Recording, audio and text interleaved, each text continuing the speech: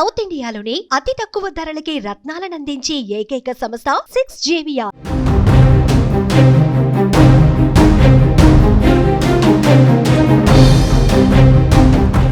అగ్రరాజ్యం అమెరికాలో మళ్లీ తుపాకీ తూట పేలింది. ఇప్పటికే అక్కడి పౌరులు పేల్చిన తూటాలకు హతమైన భారత విద్యార్థులు ఎందరో.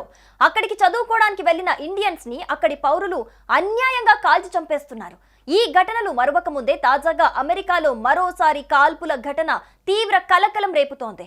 ఈ దాడిలో ఒకరు కాదు, ఇద్దరు కాదు, 5గురు వ్యక్తులు ప్రాణాలు కోల్పోగా మరికొందరు తీవ్రంగా గాయపడి ప్రాణాలతో బయటపడ్డారు.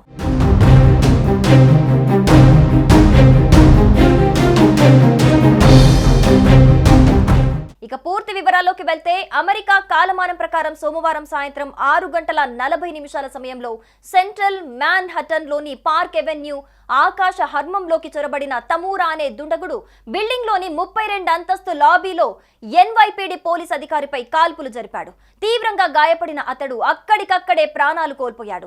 ఇంతేకాకుండా 33వ అంతస్తులోకి సైతం వెళ్లినా అక్కడ కూడా విచక్షణారహితంగా కాల్పులు జరిపాడు.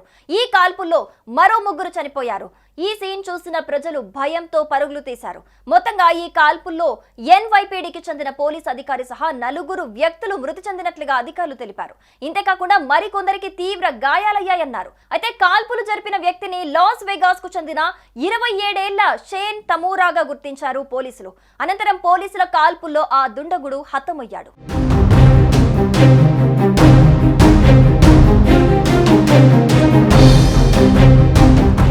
ఈ ఘటన తర్వాత పోలీస్ అధికారులు స్పందించి పూర్తి వివరాలు వెల్లడించారు.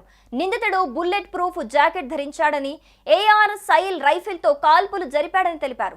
కాగా ఈ బిల్డింగ్ లో NFL ప్రధాన కార్యాలయం, హెడ్జ్ ఫండ్ దిగ్గజం బ్లాక్ స్టోన్ తో సహా అనేక ప్రధాన ఆర్థిక కార్యకలాపాలు జరిపే సంస్థల కార్యాలయాలు ఉన్నాయి. అయితే ఈ కాల్పుల ఘటనను New York mayor Eric Adams X వేదికగా స్పందించి తీవ్రంగా ఖండించారు.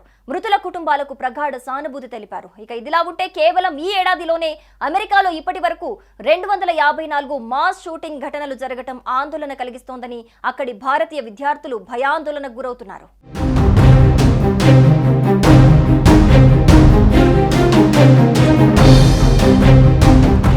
సుమన్ టీవీలో మీ పర్సనల్ అండ్ బిజినెస్ ప్రమోషన్స్ కోసం కింది నెంబర్కి కాంటాక్ట్ చేయండి.